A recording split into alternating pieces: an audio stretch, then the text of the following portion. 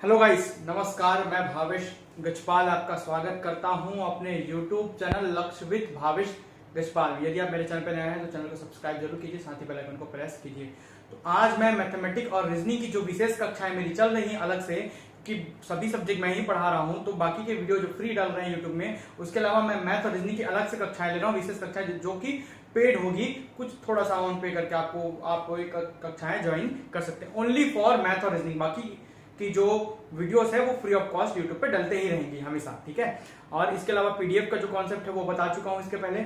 और पेड कक्षाओं के लिए एक नंबर चल रहा है, उस नंबर पे आप मुझसे संपर्क कर सकते हैं, व्हाट्सएप कर सकते हैं, कॉल ना करें, व्हाट्सएप करें। व्हाट्सएप करेंगे तो मैं आपको बाकी की जानकारी इसमें दे सकता हूं। आज उसका डेमो क्लास है, तो उसका आज हम क्या कर रहे हैं, डेमो क्लास। मैं एक वीडियो बना रहा हूं डेमो दिखाने के लिए किस प्रकार के मैथमेटिक्स में पढ़ाऊंगा। ये सिर्फ एक वीडियो डेमो मात्र है, ठीक है। सभी वैरायटी के क्वेश्चन पढ़ाऊंगा डेमो में। मैं कुछ 7-8 क्वेश्चन आज कवर करने वाला हूं।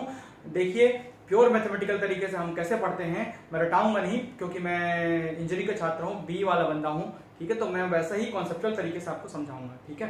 देखिए, सबसे पहले हम पढ़ते हैं, जो भी क्वेश्चन मैं पढ़ाऊंगा ना वो स्क्रॉल करते रहेगा नीचे, चलते रहेगा नीचे, ठीक है।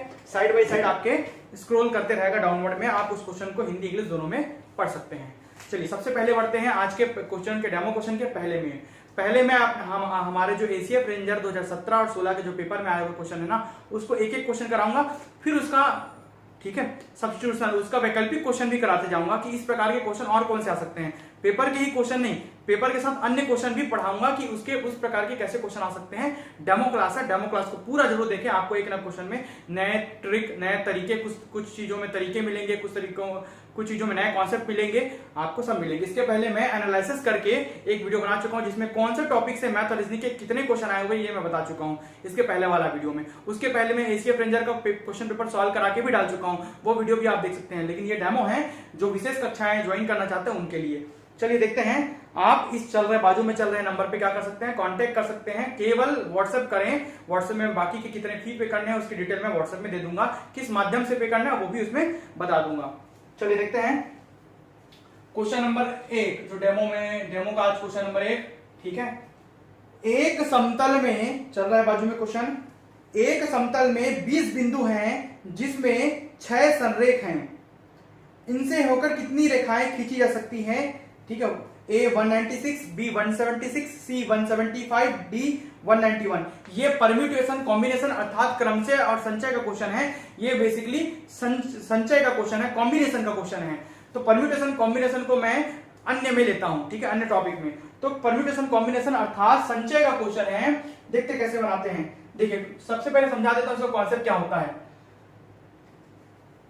इसके क्वेश्चन 3 प्रकार के आते हैं। एक रेखा के लिए, क्योंकि रेखा जो है वो 2 किससे बनता है, 2 बिंदुओं को मिलाने से बनती है। एक त्रिभुज के लिए, त्रिभुज जो है वो 3 बिंदुओं को मिलाने से बनता है, और एक चतुर्भुज के लिए जो 4 बिंदुओं को मिलाने से बनता है, ठीक है। इस प्रकार क्वेश्चन, अभी जो हमारा क्वेश्चन पिछले पेपर में दिया था वो रेखा के लिए दिया था, ठीक है। क्योंकि दिया है रेखे, कितनी रेखाएं खींची जा सकती है, इसी में कितने त्रिभुज बनाए जा सकते हैं आता है, इसी में कितने चतुर्भुज बनाए जा सकते हैं आता है। चूंकि कॉम्बिनेशन है, संचय का क्वेश्चन है, मैथमेटिक्स वाले तो पढ़े ही हैं, लेकिन बायो और अन्य जो एग्रीकल्चर वाले वो नहीं पढ़े होंगे, ठीक है। तो देखते हैं सबसे पहले संचय के क्वेश्चन में। देखिए, C फॉर कॉम्बिनेशन होता है, संचय होता है, जिसे हम NCR से डिनोट करते हैं, ठीक है। NCR का मतलब होता है n फैक्टोरियल, इसको शॉर्ट कर बताऊंगा, R factorial n minus R factorial. Factorial का तात्पर्य, अगर मैं किसी संख्या को 10 फैक्टोरियल लिखता हूं तो उसका मतलब है 10 गुणित 9 गुणित 8 गुणित 7 कहां तक, 1 तक पूरा गुना। इसका मतलब अगर मैं 2 फैक्टोरियल लिखता हूं तो 2 को 1 तक ले जाके खत्म करना। अगर मैं 5 फैक्टोरियल लिखता हूं तो 5 गुणित 4 गुणित 3 गुणित 2 गुणित 1 तक उसको जाकर खत्म करना। फैक्टोरियल का तात्पर्य किसी भी संख्या को 1 तक जाकर खत्म करना होता है सामान्य शब्दों में, ठीक है। तो चूंकि जो लाइन है, रेखा है, वो 2 बिंदुओं से मिलाकर बनती है, इसलिए R का मान हमेशा 2 रखेंगे। यहाँ 3 बिंदुओं को मिलाने से बनती है, इसलिए 3 रखेंगे, यहाँ 4 रखेंगे। तो इसके लिए ये NC3 कहलाता है, ये NC4 कहलाएगा, जहां पर एक संभावना है रेखा कितनी बनेगी, है ना, बिंदुओं की संख्या। अगर एक समतल में इतने सारे बिंदु हैं, ठीक है, अब इनमें से ये संरेखी का मतलब सीधी रेखा में, ठीक है, सीधी रेखा में है बिंदु, और बाकी तो अलग अलग है, यहां से जोड़ोगे, यहां से जोड़ोगे, यहां से, सीधी रेखा में नहीं है। तो जो सीधी रेखा में ना, उन्हें संरेखी बिंदु कहते हैं, संरेख कहते हैं। तो एक समतल में, एक प्लेन में 20 बिंदु है, जिनमें से 6 बिंदु क्या है, सीधी रेखा में है, ऐसा बोल रहा है। और इनसे कितनी रेखाएं बनेंगी, तो उसको लिखते हैं हम लोग, इसके लिए जो फंडा आता है वो आता है NCR माइनस NC2, क्योंकि जो रेखा है वो दो बिंदुओं से मिलकर बनती है, इसलिए NC2 लिखेंगे माइनस MC2, ठीक है, +1 एक रेखा। अब देखिए ये क्या चीज है, ये कॉम्बिनेशन है, संचय है। संचय का फंडा क्या होता है मैं देखिए मैं बता देता हूं, ठीक है। NC2 जहां पर ये, ठीक है, जो होता है असंरेखीय रेखा होती है, असंरेखीय मतलब जो सीधी रेखा में नहीं है, जैसे कि ये सभी सीधी रेखा में एक दूसरे से सीधी रेखा में नहीं है, तो इन बिंदुओं को गिनेंगे जिसकी संख्या क्वेश्चन में 20 दी हुई है, असंरेखीय। तो एक समतल में 20 बिंदु है जो कि असंरेखीय बिंदु है। कितने बिंदु? 20 बिंदु है एक समतल में, ठीक है, जो कि इसमें ये सभी बिंदु गिनाएंगे। कितने गिनाएंगे? सभी बिंदु। और जहां पर M जो है ना वो रेखीय होता है या संरेखीय होता है, संरेखीय रेखीय बिंदु होता है ना, जो सीधी रेखा में है, जो सीधी रेखा में है उन्हें संरेखीय या रेखीय बिंदु कहते हैं। तो M का मान इसमें कितना है? 6 बिंदु। 6 ऐसे बिंदु है जो सीधी रेखा में है, ठीक है, 6 ऐसे बिंदु है जो इस समतल में सीधी रेखा में है, और बाकी सभी कुल बिंदुओं को मिलाओगे कितने बिंदु? 20 बिंदु है। तो उसे हम किसकी जगह रखेंगे? M की जगह रखेंगे। किसकी जगह रखेंगे? M की जगह। इस फंडे से सीधा क्वेश्चन बन जाता है। त्रिभुज में इसी को NC3 माइनस MC3 लिखते हैं, इसमें +1 -1 नहीं लिखा जाता। ये संरेखीय बिंदु जो एक समतल में है, और ये जो ऐसे बिंदु जो एक असंरेखीय बिंदु, और ये ऐसे बिंदु जो समतल में संरेखीय सीधी रेखा में है। ये हमेशा सीधी रेखा में वाली बिंदुओं की संख्या और ये कुल बिंदुओं की संख्या होती है जो एक समतल में उपस्थित है, संरेखीय, असंरेखीय, कहीं भी छितरी बितरी है या कहीं भी बिखरे हुए हैं, ठीक है। तो इस प्रकार से n असंरेखीय बिंदु या कुल बिंदुओं की संख्या होती है, m जो होती है वो संरेखीय अर्थात सीधी रेखा में बिंदुओं की संख्या होती है। एक चुटकी में एक क्वेश्चन बनेगा, देखिए कैसा बनता है। 20 बिंदु हैं, 6 संरेखीय हैं, इनमें से होकर कितनी रेखाएं खींची जा सकती है, ठीक है, जैसे कि बताया। तो 20C2 माइनस 6C2, M की जगह 6 असंरेखीय बिंदु, कुल बिंदुओं की संख्या जो कि असंरेखीय है 6 संरेखीय, कुल बिंदुओं की संख्या जो असंरेखीय है वो है 20। तो 20C2 लिखे, n का मान, m का मान 6 लिखे, +1 एक, इसलिए क्योंकि इन जब बिंदुओं को हम गिनेंगे तो एक ही रेखा गिनाएगी, उसमें कितने भी बिंदु आए ये सभी क्या कहलाती है? एक रेखा ही कहलाती है। तो इन सब संरेखीय बिंदुओं से होकर एक ही सरल रेखा में बिंदुओं से होकर एक रेखा बनती है, इसलिए हमेशा इसमें +1 जोड़ा जाता है, केवल रेखा में, त्रिभुज में नहीं जोड़ा जाता। चतुर्भुज को नहीं पढ़ाऊंगा अभी, 2 क्वेश्चन कराऊंगा, एक जो आया हुआ है और एक जो मैं अपने से कराऊंगा, ठीक है। चलिए देखते हैं कैसे बनाएंगे। 20C2 का मतलब क्या है, या तो आप इसे निकालेंगे या तो शॉर्टकट बताऊंगा इसका। देखिए सबसे पहले कन्वेंशनल तरीका से इसका मतलब होता है n फैक्टोरियल, मतलब 20 फैक्टोरियल बटा r का मान 2 है तो 2 फैक्टोरियल माइनस 20 माइनस 2 फैक्टोरियल, इसका मतलब हो जाएगा 20 फैक्टोरियल बटा 2 फैक्टोरियल 18 फैक्टोरियल। कितना फैक्टोरियल? 18, 20 में से 2 गया 18 फैक्टोरियल, ठीक है। फैक्टोरियल का मतलब 1 तक इंडिकेट करना। तो इसको ऐसा भी लिखकर बना सकते हैं, इसको ऐसा कर सकते हैं 20 गुणित 19 गुणित 18 फैक्टोरियल, रोक दिए, फैक्टोरियल लगा दिए, मतलब 1 तक जाते रहेगा, बटा 2 गुणित 2 फैक्टोरियल मतलब 2 गुणित 1, 18 फैक्टोरियल को 18 फैक्टोरियल ही लिखेंगे, इससे ये दोनों कट जाएगा, 2 एकम 2 दहाम 19 दहाम 190, कितना आ जाएगा यहाँ पर? 190 आ रहा है। कितना आ रहा है? 190 आ रहा है ना। तो इसको शॉर्टकट तरीके से, ये इसका कन्वेंशनल मेथड है। अब इसको शॉर्टकट से कैसे बनाएंगे? 20C2 को और कैसे लिख सकते हैं? ये फॉर्मूला यूज नहीं करना है, आपको समय बचाना है, तो अब कैसे करेंगे? 20 को 2 बार लिखिए, 20 को 2 बार लिखिए, 2 अगर 3 है, यहां पर अगर 3 रहता तो 20 को 3 बार लिखता, 3 बार मतलब पीछे जाते हुए फैक्टोरियल में, 20 गुणित 19 2 बार। अगर यहां पर अगर 3 रहता तो ये गुणित 18 लिखता है इसको, 20 गुणित 19 गुणित 18, समझ रहे हैं? ये कॉम्बिनेशन का शॉर्टकट तरीका है, जितना नीचे में है, ठीक है, यहां C के नीचे में M के यहां पर तो उतना ही बार उसको लिखा जाता है। 2 का मतलब 2 फैक्टोरियल, 2 फैक्टोरियल का मतलब 2 गुणित 1, ठीक है, जितना है। अगर 3 रहता तो 3 गुणित 2 गुणित 1 लिखता, अगर यहाँ पर सपोज 3 रहता तो उसको मैं लिखता 3 गुणित 2 गुणित 1 लिखता, ठीक है। फैक्टोरियल का मतलब वही होता है। तो यहाँ पर 20C2 शॉर्टकट तरीका आएगा, आंसर यही देखना जो लॉन्ग कट से बनाया हूं, ठीक है। 2 गुणित 1 माइनस 6 को 2 बार लिखो, 6 गुणित 5, 6 को 2 बार लिखो और 2 को फिर 1 तक ले जाओ, धन 1, इसको सॉल्व कर लो, ये काटेंगे 10, 19 दहाम 190 माइनस 2 एकम 2 तिया 6, 5 तिया 15 माइनस 15 धन 1, तो ये हो जाएगा 75, 175 धन 1, तो ये हो जाएगा 176। ये देखो आ गया आंसर, ऑप्शन नंबर 20 का आंसर है, ठीक है। देखिए कितना सरल तरीके से बन गया, यहां से यहां तक आए।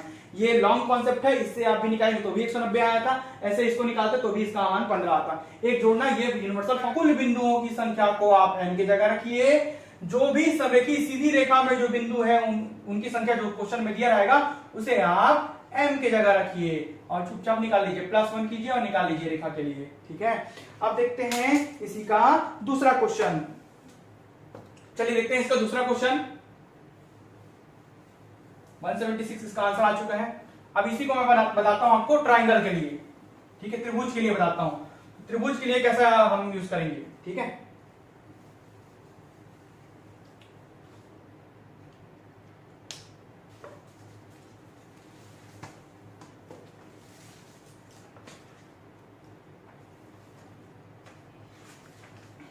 देखिए क्वेश्चन नीचे में चल रहा है, क्या बोल रहा है क्वेश्चन में, 12 बिंदुओं के एक समुच्चय में से, समुच्चय मतलब संग्रह, 12 बिंदु का एक संग्रह है, समुच्चय है, कॉम्बिनेशन है, समुच्चय में से जिसमें 7 समरेखी है, समरेखी या सररेखी मतलब एक सीधी सरल रेखा में 7 बिंदु सरल रेखा में है, उन 12 बिंदुओं में से 7 बिंदु सरल रेखा है। कोई अगर ये प्लेन है, इसमें 12 बिंदु है, इसमें से जो 7 बिंदु है वो सरल रेखा पर है।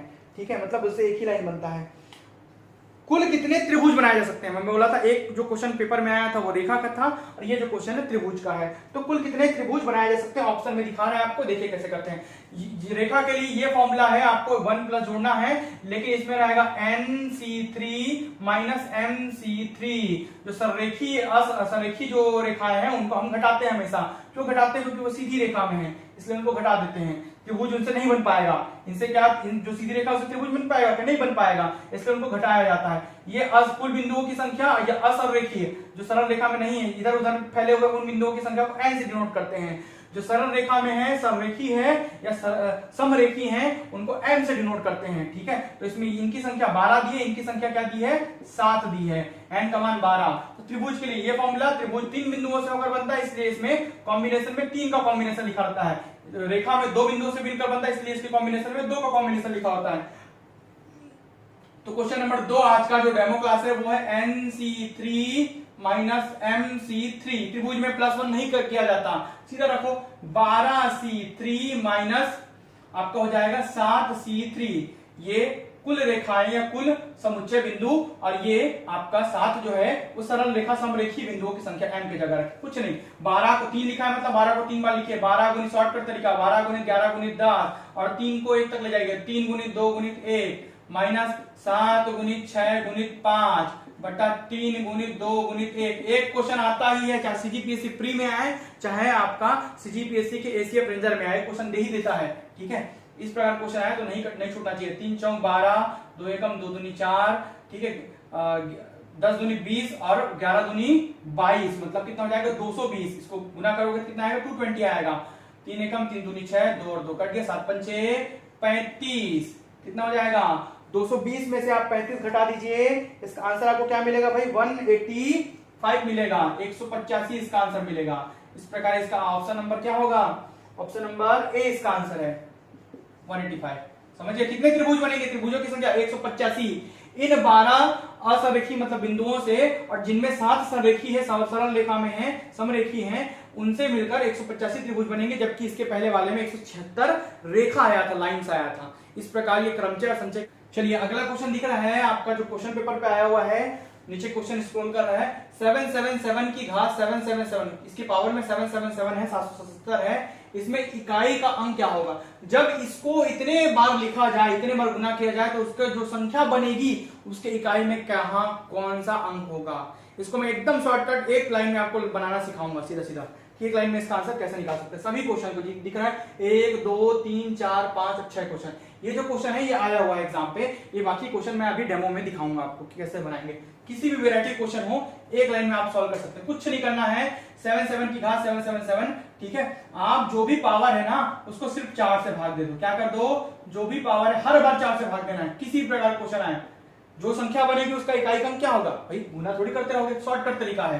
तो ऐसे को ट्रिक से बनाते हैं, 4 एकम 4 बच गया 3, 4 नियम 36 बच गया 1 और ये 7 उतार दिए यहाँ का, 4 चौक 16 बच गया 1 शेष फल। जो भी रिमाइंडर बचेगा, जो भी शेषफल बचेगा, बस उसको कुछ नहीं करना है। जो भी संख्या दी रहेगी जिसकी पावर के रूप में उसका इकाई का अंक देखना है, बस उसको उतारना इस इकाई के अंक को, और जो शेषफल आया रहेगा ना उसको इसकी घात बना देना है। 7 की घात 1, 7 की घात 1 मतलब 7। तो जब इस 770 को 777 बार हम गुना करेंगे, इसकी घात बनाएंगे, तो उसकी जो संख्या जितनी भी बड़ी संख्या बनेगी उसकी इकाई में हमेशा क्या होगा, 7 होगा। उसके इकाई में क्या होगा, 7 होगा। ये इसका आंसर है, ऑप्शन नंबर डी इसका आंसर है। डी आंसर लिया गया। देखिए चुटकी में सॉल्व हो गया। अब देखते हैं ये वाला बात। चुपचाप देखिए इकाई का अंक कैसे निकालते हैं। जब भी किसी भी संख्या को 67 बार, अब 1570 को 67 टाइम गुना करना पॉसिबल है क्या? गुना थोड़ी करोगे, नहीं। तो शॉर्टकट से कैसे बनाते हैं, 781 को 80 बार, इसकी 781 घात 80 बार गुना करना पॉसिबल है क्या? नहीं है। 2925 को 65 बार गुना करना पॉसिबल है कि नहीं है। 1246 को 85 बार गुना करना पॉसिबल है कि नहीं है। ये वाले पॉसिबल नहीं। तो कैसे बनाएंगे, देखिए जब भी कोई आधार वाली संख्या के इकाई के अंक में वंस प्लेस में 0 हो, 1 हो, 5 हो, अच्छा सबसे पहले तो अपर टॉप कॉर्नर में जाकर क्वालिटी बढ़ाकर देखिए। जो भी व्हाइट बोर्ड वाला वीडियो होता है ना, उसको अपर टॉप कॉर्नर में 3 डॉट जो बने होते हैं वहां पर जाकर पिक्सल्स को सेट कर लीजिए। 480 पिक्सल्स में करके देखिए उसको, 480 मैक्सिमम पिक्सल्स में सेट करके देखिए। क्वालिटी में जाइए, क्वालिटी में अपर टॉप कॉर्नर में जाएंगे तो क्वालिटी खुलेगा। क्वालिटी में जाकर इसको पिक्सल को टॉप में रख लीजिए, आपका वीडियो ठीक है बफरिंग नहीं करेगा। ठीक है, तो देखिए जिस किसी भी संख्या में इकाई के अंक में वंस प्लेस में 0, 1, 5 और 6 हो, तो उसका कितने भी बार, चाहे लाख बार उसकी घात, ये 1570 की घात अगर 1 लाख भी होती या 90,000 होती या 100 होती या 50 होती, कितनी भी होती, हमेशा उसका इकाई का अंक 0 होता। तो किसके लिए भाई, जिसके इकाई अंक में 0 हो, जिसके इकाई अंक में 1 हो, जिसके इकाई अंक में 5 हो और जिसके इकाई अंक में 6 हो, इनके कितने भी बार, इनकी पावर में, इनकी घातों में कितना भी संख्या लिख दिया जाए, उसका आंसर हमेशा यही आएगा। 0 वाले का 0 आएगा इकाई का अंक, 1 वाले का 1 आएगा, 5 वाले का 5 आएगा, 6 वाले का 6 आएगा। किसी भी क्वेश्चन को आप बनाकर देख लीजिए और मुझे बता दीजिए। ठीक है, तो उसका हमेशा आंसर क्या आता है, 0, 1, 5 और 6 इकाई का अंक में है, उसकी घात कितनी भी हो उसका आंसर हमेशा 0, 1, 5, 6 ही आएगा। अब बात रही इसके अलावा, इन चारों संख्याओं के अलावा 0, 1, 5 और 6, चलो इसको सॉल्व करके दिखाऊं क्या मैं? देखिए 0, 1, 5, 6 कैसा था, देखिए सॉल्व करके देखते हैं। 1570 की घात 67 को, सबसे पहले घात को 4 से भाग, 4 एकम 4 बच गया 27, 4 छक्के 24 है ना, बच गया 3, शेषफल कितना आया 3, इकाई का अंक क्या 0, तो ये उतारो इकाई का अंक को 0 और शेषफल, जो शेषफल आता है उसको उसकी घात के रूप में लिखते हैं, 0 घात 3। किसी की 0 घात 3 मतलब क्या है 0, इसको बना के देख लेते हैं, वही चाहेगा आंसर। 781 घात 80, 80 को भाग दे दो 4 से, 4 दूनी 8 और ये 0 0, 4 बीसम 80, शेषफल क्या बचा 0, शेष क्या बचा 0, पूरा कट गया, मतलब क्या हो गया 0 बचा शेषफल, एक भी शेषफल नहीं बचा, रिमाइंडर एक भी नहीं बचा है शेषफल। तो क्या करेंगे, जो इकाई का अंक उतारेंगे और क्या आया शेषफल 0 आया, तो किसी घात अगर 0 है तो मतलब क्या होगा 1 होगा। देखिए ये वाले का आंसर 1 ही आया इकाई का अंक। इस प्रकार इकाई का अंक निकालते हैं। तो अगर आपको ये संख्याएं दिखती है तो डायरेक्ट शॉर्टकट अपनाइए, 0, 1, 5, 6 लिखिए, सीधा आपको आंसर मिल जाएगा। ठीक है, अब देखते हैं अगला, ये वाले क्वेश्चन जिसकी इकाई के अंक 7 हो और 3 हो, तब कैसे करेंगे? अभी बीच में गुना भी है, बीच में क्या है गुना भी है। तो सबसे पहले इसको निकालते हैं। 28 को घात को 4 से भाग, 4 छक्के 24, 4 सत्ते 28, पूरा भाग चला गया, मतलब क्या बचा शेषफल 0 बचा। ठीक है, इसकी इकाई का अंक में क्या है 7, तो 7 की घात 0, किसी घात 0 मतलब उसका मान क्या होता है 1 होता है। क्या होता है उसका मान 1 होता है। अभी बीच में गुना है तो सबके बीच में, इसके बीच में क्या रहेगा गुना चलते रहेगा। इसको उतार लो, 48 घात 4 से भाग दो, 4 एकम 4 और 8, 4 दूनी 8, शेषफल क्या बचा 0, इसमें भी शेषफल नहीं बच रहा है। इकाई का अंक क्या है 3 को उतार लो, इस शेषफल को घात बना लो। 3 की किसी की घात में अगर 0 है तो उसका मान क्या होता है 1। अब अंत में गुना कर दो, 1 गुणित 1 ही होगा।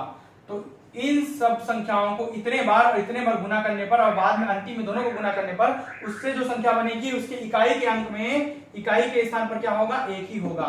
ये शॉर्टकट मेथड, सिर्फ 4 से भाग देना है, कुछ नहीं। तो शेषफल बचेगा, उसको इसके इकाई अंक की घात बनाकर लिखना है, गुना करना है केवल आपको। तो इकाई अंक हमेशा क्या आएगा 1 आएगा। कोई भी क्वेश्चन बना लीजिए, इससे ये यूनिवर्सल तरीके से बनेगा ही बनेगा। अब देखते हैं तीसरे क्वेश्चन की ओर। पेड क्लास के लिए आप बाजू में चल रहे नंबर पर व्हाट्सएप करें मुझे, यदि आपको ज्वाइन करना है। एकदम नॉमिनल फीस है, ज्यादा फीस नहीं। एक महीने में 35 से लेकर 35 से ज्यादा मैं वीडियो आपको प्रोवाइड कराऊंगा, जिसमें पूरे कोर्स आपके लगभग कोर्स कवर हो जाएंगे मैथ रीजनिंग के। ठीक है, चलिए देखते हैं अगला जो है, अगला क्वेश्चन डेमो वीडियो का दिया है। क्वेश्चन नंबर 1 इसको मान दे देता हूं, है ना। तो 60 व्यक्तियों के एक समूह में 30 हिंदी तथा 35 लोग अंग्रेजी पढ़ते हैं। 60 व्यक्तियों का एक समूह है जिनमें से 30 लोग हिंदी पढ़ते हैं और 35 लोग, ठीक है, इंग्लिश पढ़ते हैं, अंग्रेजी पढ़ते हैं, ठीक है, अंग्रेजी भाषाएं पढ़ते हैं। 5 लोग अन्य भाषाएं पढ़ते हैं, है ना, 5 लोग अन्य भाषा पढ़ते हैं, अन्य भाषा पढ़ते हैं 5 लोग। कितने लोग? 5 लोग। तो कितने लोग अंग्रेजी और हिंदी दोनों पढ़ते हैं? अंग्रेजी और हिंदी दोनों पढ़ते हैं। इसको एकदम चुटकियों में वेन डायग्राम से समझाऊंगा शॉर्टकट से। देखिए मैथमेटिक्स कैसे शॉर्टकट से बनाते हैं। 60 लोग हैं तो अंग्रेजी प्लस हिंदी प्लस इंग्लिश दोनों पढ़ने वाले निकालना है। दोनों पढ़ने वाले कितने होंगे ये हमको क्वेश्चन में निकालना है। English plus Hindi, Hindi plus English दोनों पढ़ने वाले कितने हैं? तो सबसे पहले 60 में से ये 5 तो घट जाएगा कि अन्य भाषा वाले हिंदी और इंग्लिश नहीं है, तो इसमें शामिल होगा क्या? नहीं होगा। तो सबसे पहले 60 में से 5 घटा दो। अब कितने बच गए? 55 लोग। 55 लोग जो हिंदी इंग्लिश पढ़ने वाले होंगे, है ना। हिंदी या इंग्लिश ये दोनों में से कोई एक भाषा पढ़ने वाले होंगे ही होंगे। अब देखिए इसको कैसे बनाते, कुछ नहीं, 2 सब्जेक्ट, चाय कॉफी, 2 खेल, है ना, या 2 भाषाएं या 2 सब्जेक्ट पढ़ने वाले, हिंदी इंग्लिश हो गया, गणित संस्कृत हो गया, या चाय कॉफी हो गया, फुटबॉल क्रिकेट हो गया। इस प्रकार के जब भी क्वेश्चन आता है उसको शॉर्टकट से सॉल्व करेंगे। मेरे मेथड से सॉल्व करिए वेन डायग्राम से। तो वेन आरेख में 2 सब्जेक्ट के लिए मैं बना के दिखाता हूं, एक लाइन में सॉल्व होगा, कुछ नहीं करना है, ठीक है। ये जो हिस्सा है ना, ये हमेशा शेयरिंग का हिस्सा होता है। देखिए हिंदी, ये हिंदी वाला और ये इंग्लिश वाला, 2 जिसमें चीज दिया हो उसको वेन डायग्राम से आराम से बना सकते हैं। हिंदी कितने लोग? 30 लोग पढ़ते हैं, बाहर में 30 लिखूंगा, गोले के अंदर नहीं भरना है। और 35 लोग कितने सब कौन सी भाषा पढ़ते हैं? इंग्लिश भाषा पढ़ते हैं। 35 लोग कौन सी भाषाएं पढ़ते हैं? इंग्लिश भाषा पढ़ते हैं। तो सबसे पहले गोले में ना ये भरा जाता है शेयरिंग हिस्सा, इस गोले का ये है, इस गोले का ये शेयरिंग वाला हिस्सा दोनों में है, दोनों गोलों के लिए है, ठीक है। अब ये पूरा सब गोला मिलाकर ना 55 होना चाहिए। कितना होना चाहिए? 55। तो मान लेते हैं ये जो दोनों पढ़ने वाले को x मान लेते हैं। माना कितने लोग? x। हिंदी प्लस इंग्लिश पढ़ने वाले लोग कितने? x हैं। तो सबसे पहले गोले में क्या भरूंगा? x भरूंगा। हमेशा मिडिल टर्म भरा जाता है गोले में। अगला क्वेश्चन बताऊंगा तो आपको सरल समझ आएगा, जो मेथड अलग है ना। सेम मेथड से बनेगा लेकिन क्वेश्चन अलग है। तो x लोग जो दोनों भाषा पढ़ते हैं, x मान लिया। अब देखो इस गोले को देखिए कितना दिखा रहा है बाहर में? हिंदी पढ़ने वाले की संख्या 30 दिखा रहा है, लेकिन इस गोले में ऑलरेडी कितना बना गया? x। तो ये जो बचा होगा वो क्या होगा? 30 माइनस x। कितना दिखाना चाहिए गोला भाई हमको? 30 लोग हिंदी पढ़ने वाले दिखाने चाहिए, लेकिन गोले में ऑलरेडी x भरा चुका है। तो ये क्या होगा? बचा वाला हिस्सा इस गोले का 30 माइनस x। ये कितना दिखा रहा है? ये दोनों का हिस्सा है ना, 35 दिखा रहा है। इंग्लिश पढ़ने वाले 35 दिखा रहे हैं, ठीक है। तो ये बीच का x भरा चुका ऑलरेडी, तो ये जो बचेगा वो क्या होगा? 35 माइनस x होगा। क्या होगा? पूरा गोला 35 का है, ये x है, तो ये आधा गोला बचा कितना होगा? 35 माइनस x का होगा। बस कुछ नहीं करना है, ये जो है वो दोनों पढ़ने वालों की संख्या है, कुछ ना कुछ पढ़ने वालों की संख्या है ना। कुल पढ़ने वाले कौन सा? कुल पढ़ने वालों की संख्या कितनी है? 55। चाहे उनमें से हिंदी पढ़े, चाहे उनमें से इंग्लिश पढ़े, चाहे उनमें से दोनों भाषाओं पढ़े। तो हिंदी इंग्लिश और दोनों भाषाएं, अन्य भाषाओं को निकाल दिया पहले ही मैं, ठीक है। तो कुल पढ़ने वाले जिसमें हिंदी और इंग्लिश और ये दोनों भाषाओं एक साथ शामिल हैं, उनमें से कुछ लोग खाली हिंदी पढ़ते होंगे, उनमें से कुछ लोग खाली इंग्लिश पढ़ते होंगे, उनमें से कुछ लोग दोनों भाषाएं एक साथ पढ़ते होंगे। तो ऐसे लोग कितने? 55 हैं। और ये हमेशा इस गोले के कुल के बराबर होता है। लिखते जाओ, जोड़ के लिखना है। 30 माइनस x, ये वाला हिस्सा प्लस करके प्लस x, फिर ये वाला हिस्सा प्लस करके प्लस 35 माइनस x बराबर कितने लोग? 55 लोग, कुछ ना कुछ पढ़ने वाले, ठीक है। ये प्लस ये माइनस कैंसिल हो गया, 35 और ये हो जाएगा 65 माइनस x बराबर 55, ठीक है। ये माइनस x इसको पक्षांतर कर दो, ट्रांसफर कर दो, 55 माइनस 65, ठीक है। माइनस x बराबर माइनस 10, 65 में से 55 गया, 10 बचेगा और बड़ी संख्या का चिन्ह लगेगा 10, ऋण और ऋण कैंसिल हो गया, x का मान आया 10। तो 10 ऐसे लोग हैं जो हिंदी प्लस इंग्लिश दोनों भाषाएं पढ़ते हैं। ये x है ना, ये दोनों का हिस्सा है, दोनों। ये देखो ये जो हिस्सा है बीच वाला, ये क्या है? दोनों में है, हिंदी प्लस इंग्लिश में। तो आ गया आंसर, ऑप्शन नंबर डी, 10 दोनों पढ़ने वाले। तो दोनों पढ़ने वाले हिंदी प्लस इंग्लिश दोनों पढ़ने वालों की संख्या कितनी है? 10 है।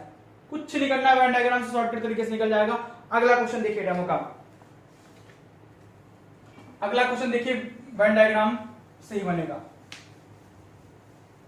ऐसे ही पूरा मैं क्लास खत्म कराऊंगा मैथमेटिक्स में। देखिए 40 लोग चाय पीते हैं, स्क्रॉल कर रहे हैं क्वेश्चन, बाजू में पढ़ते जाइए। 40% लोग चाय पीते हैं, 50% लोग कॉफी पीते हैं तथा 10% लोग चाय और कॉफी दोनों पीते हैं। तो कितने परसेंट लोग ना तो चाय पीते हैं और ना ही कॉफी पीते हैं? ठीक है, तो चाय और कॉफी के लिए दिया है दूसरा क्वेश्चन डेमो वीडियो का, इस वाले का। चाय कॉफी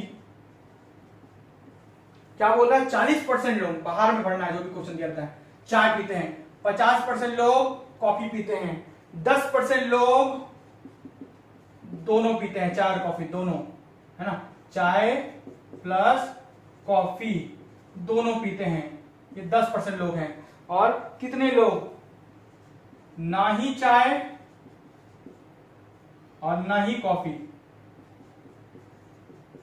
कितने ऐसे लोग हैं जो ना ही चाय पियेंगे ना ही कॉफी? यही निकालना है हमको, जो चाय भी नहीं पीते और कॉफी भी नहीं पीते। तो देखते हैं कैसे निकालते हैं। ठीक है, सबसे पहले ये वाला हिस्सा भरा जाता है शेयरिंग वाला जो दोनों में है। तो 10% लोग चाय और कॉफी दोनों पीते हैं, ये लिख दिया 10%। 10% बराबर 10 लोग मान लेता हूं, 100% बराबर 100 लोग, तो 10% लोग दोनों पीते हैं, चाय और कॉफी। ये दिखा है, क्वेश्चन में दिया है। अब ये गोला कितना दिखा है बाहर में? 40, लेकिन गोले में ऑलरेडी हमने कितना भर दिया? 10। कितना बच गया? 40 में से 10 गया, 30 बचेगा बचा वाला। यहाँ पर x था करके x के फॉर्म में लिखे थे जो पेपर में क्वेश्चन आया था, लेकिन इसमें तो 40 में से 10 गया, तो ये गोल बचा वाला, ये पूरा गोला 40 का है, इसमें ऑलरेडी 10 भरा चुका है। इसे बंद करेंगे तो ये पूरा गोले में 10 भरा चुका है, 30 और 10 40। ये गोला कितना दिखा रहा है? 50, लेकिन ये भी कितना भरा है? 10, तो बचा कितना? 40, 40 10 50। ठीक है, ये 50% कॉफी का गोला, ये 40% चाय का गोला, कुछ नहीं करना है। ठीक है, तो ये क्या है? पीने वाले, चाय पीने वाले। ये क्या है? कॉफी पीने वाले। और ये क्या है? दोनों पीने वाले, है ना। तो पीने वाले से पीने वाले, तो कुछ ना कुछ पीने वालों की संख्या, कुछ ना कुछ पीने वाले, पीने वाले कैसे निकलेगा? कैसे निकलेगा?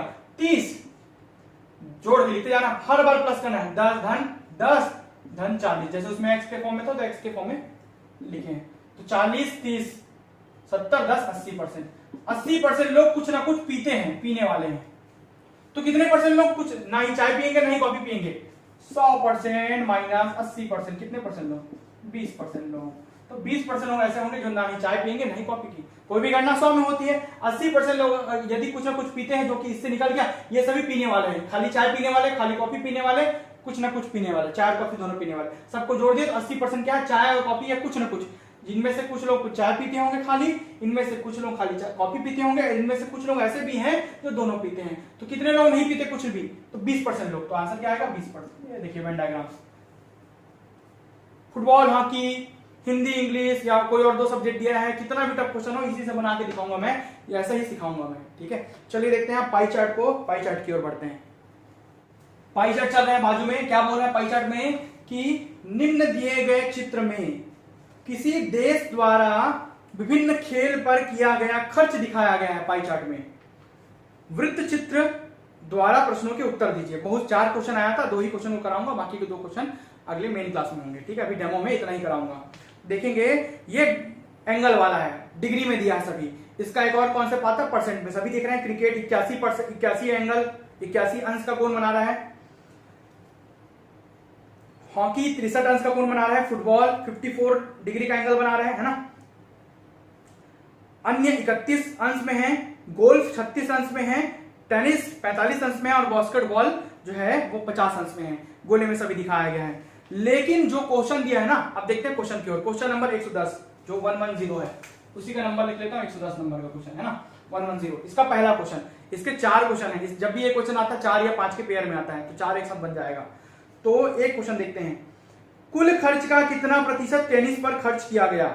कुल खर्च का कितना प्रतिशत टेनिस पर खर्च किया गया? पाई चार्ट जो दिया है वो एंगल में दिया है, कोण के फॉर्म में दिया, अंश के फॉर्म में दिया है, लेकिन आपको आंसर परसेंटेज में दिया। यही सबसे बड़ा फंडा है, इसलिए एसीएफ के क्वेश्चन इतने आसान नहीं है ना। चलिए देखते हैं क्या बोला, कुल खर्च का कितना प्रतिशत टेनिस पर खर्च किया जाता है? ठीक है, 12%, 12.5%, 22%, 25% या 45%। तो कुल खर्च का टेनिस पर खर्च, तो टेनिस पर जो खर्च होता है एंगल में वो है आपका 45 डिग्री। देखिए जब भी डिग्री को हटाना है, जैसे जब भी इस लगे ऊपर की डिग्री को हटाना है तो 360 से, क्योंकि एक सर्कल में कितने अंश होते हैं? 360 अंश, तो 360 से भाग देते हैं। जब भी आपको परसेंट को हटाना है तो 100 से भाग देते हैं, जब भी आपको परसेंट लगाना है, ठीक है, तो 100 से गुना करते हैं। क्या समझ रहे हैं? भगाने के लिए भाग देते हैं, भगाने के लिए भाग देते हैं। एंगल को भगाना है तो 360 से भाग, परसेंट को भगाना है 100 से भाग, लगाने के लिए गुना करते हैं, लगाने के लिए गुना करते हैं। समझ रहे हैं? लगाने के लिए गुना किया जाता है, भगाने के लिए भाग किया जाता है, याद रखेंगे बस, है ना। चलिए यही कॉन्सेप्ट है बेसिक सा। तो परसेंट में दिया तो पहले परसेंट में बदलना पड़ेगा, एंगल को परसेंट में बदल देते हैं, ठीक है। कितना परसेंट? तो 45 अंश बटा 360 अंश, अंश अंश कट जाएगा, गुणित 100। देखिए एंगल को हटाने के लिए सबसे पहले 360 से भाग दिया, ये हट गया इनका एंगल, ठीक है। और परसेंट लगाने के लिए 100 से गुना किया, क्योंकि आंसर मेरे को सभी परसेंट में लाना है, ठीक है। परसेंट लगाने के लिए मैं क्या किया? 100 से गुना किया, ठीक है। 0 0 यहीं से कट जाएगा, ठीक है। 9 चौक 36 और 9 पंचे 45, ठीक है। 2 दूनी 4, 2 पंचे 10, 5 पंचे 25 और ये बटा 5 5 25 अपॉन 2 बटा 2, 12.5%। क्योंकि 100 से गुना किया तो किसमें आएगा आंसर? परसेंट में आएगा, सॉरी 12.5%, 12 से 1 बटा 2%। 100 से गुना किया तो किसमें आएगा आंसर? परसेंट में आएगा। ऑप्शन नंबर ए इसका आंसर होगा। देखिए कितना आसान है, ठीक है। भगाना है भाग दो, लगाना है गुना करो, सीधा कॉन्सेप्ट है। Question number 111 111। चलिए क्वेश्चन नंबर 111 की ओर बढ़ते हैं, इसका डेमो का दूसरा वीडियो। 111 110 हो गया था। हॉकी पर गोल्फ से कितना प्रतिशत ज्यादा खर्च किया जाता है? ज्यादा और कमी वाले में मैं बताऊंगा। तो अधिकता का परसेंट वाला या ज्यादा का परसेंट निकालना है आपको, ठीक है। सबसे पहले निकाल लेते हैं हॉकी का। तो हॉकी का एंगल कितना है? एंगल को बदलना पड़ेगा क्योंकि ऑप्शन परसेंट के फॉर्म में है, तो एंगल को बदल देते हैं। एंगल कितना है हॉकी का? 63 डिग्री बाय 360, ठीक है, गुणित 100, ताकि वो परसेंटेज के फॉर्म में आ जाए। 0 0, ठीक है। 7 नियम 63 और 9 चौक 36, 9 7 63, ठीक है। 2 दूनी 2 पंचे 7 पंचे 35 बटा 2, 17.5 ना भाई, 17.5, 17 है ना हाफ, 17.5 आया, ठीक है, परसेंटेज में। अब देखते हैं गोल्फ। गोल्फ का कितना है? 36 डिग्री है। डिग्री को हटाना है, परसेंट में बदल रहे हैं क्योंकि ऑप्शन किस में दिए हैं? परसेंट में दिए हैं। 36 एकम 36 एकम, ये बदल गया। कितना परसेंट? 10%। तो दोनों के बीच का अंतर कितना है? परसेंटेज का अंतर कितना है? 7.5% का। कितना अंतर है? 7.5% का अंतर है। कितना अंतर है? 7.5 का अंतर है। 7.5% नहीं, 7.5 का अंतर है, अधिक है। परसेंट नहीं है ना, बिना परसेंट में। 7.5 अधिक है या ज्यादा है या अंतर है, ठीक है। अब अधिकता का परसेंट, अधिकता ये इसी को बोलते हैं ज्यादा का परसेंट कैसे निकालेंगे? अंतर जो भी डिफरेंस आता है, चाहे वो अधिक हो, जब अधिक हो तो अधिक लिखते हैं और जब कमी हो तो कमी लिखते हैं। अधिक बटा तुलनात्मक मान, जिससे हम तुलना करेंगे, गुणित 100 इसलिए गुना क्योंकि परसेंट लगाना है, परसेंट के फॉर्म में आंसर लाना है, ठीक है। तो हमेशा तुलनात्मक मान जिससे कंपैरिजन करते हैं ना, जिससे तुलना करते हैं, जिसके सापेक्ष वो चेंज हो रहा है, उसको हमेशा डिनोमिनेटर की जगह रखते हैं। मैथमेटिक्स में कोई भी टॉपिक हो, चाहे प्रॉफिट लॉस हो, चाहे आपका परसेंटेज हो, चाहे कोई भी टॉपिक हो, ठीक है। तो कितने का अंतर है? 7.5 का। कितने का अंतर है? 7.5 का। तुलना किससे किया है? हॉकी तुलना किया गोल्फ से। किससे तुलना किया? गोल्फ से। देखिए लिख रहा है हॉकी पर गोल्फ से, किससे तुलना किया? गोल्फ से तुलना हुआ। तो गोल्फ का कितना है? 10। कितना है? 10 आया है, गुणित 100। 7.5 बटा 10 गुणित 100, ठीक है। तो कितना आ जाएगा? 7.5 को दशमलव को भिन्न में बदलेंगे तो 7.5 बटा 10, ऑलरेडी 10 है तो गुने में 10 गुणित 100, 1 2 1 2, कितना आया? 75%। परसेंट में निकलेगा क्योंकि 100 से गुना किए। कितना परसेंट आंसर होगा? 75% अधिक है। तो हॉकी पर गोल्फ से जो खर्च है वो 75% ज्यादा है। ऑप्शन नंबर डी इसका आंसर होगा। इस प्रकार ये डेमो वीडियो है। डेमो वीडियो में इसी प्रकार के क्वेश्चन मैं 1 महीने में कराऊंगा। बहुत सारे वीडियो दूंगा, 35 से ऊपर वीडियो दूंगा आपको, जिसमें बहुत सारे क्वेश्चन आपके पूरे कवर होंगे। जो एसीएफ रेंजर में आ रहा है वही टाइप के क्वेश्चन कवर कराऊंगा, प्योर मैथमेटिकल तरीके से आपको अच्छे से समझ आएगा। जीरो से सिखाऊंगा, ठीक है। तो आप 7470999978 पर व्हाट्सएप करें, व्हाट्सएप करें। मैं आप बाकी के स्कीम इस नंबर पर आपको बता दूंगा, ठीक है। पीडीएफ वगैरह के लिए भी इसी नंबर पर आप कांटेक्ट करें, व्हाट्सएप करें, केवल व्हाट्सएप करें, कॉल ना करें, no call allowed, business account है वो, ठीक है। 7470999978 पर आप व्हाट्सएप करें कि अगर आपको math class, paid class join करना है तो ही। मैथ और रीजनिंग उसमें पूरा पढ़ाऊंगा, रीजनिंग भी पढ़ाऊंगा, ये केवल मैथ के लिए, इसमें रीजनिंग भी मैं शामिल कराऊं, रीजनिंग के वीडियोस भी मैं बना के डालूंगा डेमो के लिए। वीडियो में अंत तक बने रहने के लिए धन्यवाद। चैनल को सब्सक्राइब कीजिए, बाकी के वीडियो आपको फ्री में मिलते रहेंगे, जैसे कि डल रहे हैं बाकी सब्जेक्ट मैं वैसे ही यूट्यूब पर डालते रहूंगा। धन्यवाद।